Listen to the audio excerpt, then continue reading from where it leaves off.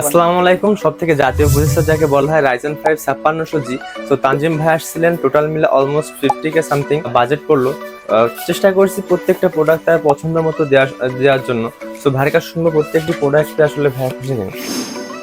আসসালামু আলাইকুম। ওয়ালাইকুম আসসালাম। মোটামুটি প্রত্যেকটি সেটআপ বা প্রত্যেকটি পার্টস আপনার পছন্দ ছিল? জি, আমার পছন্দের ছিল। প্রত্যেকটি পার্টস কি বুঝে পাইছেন? জি, বুঝে পেয়েছি। এবং মার্কেট থেকে প্রাইস মানে কেমন পাইছেন মোটামুটি?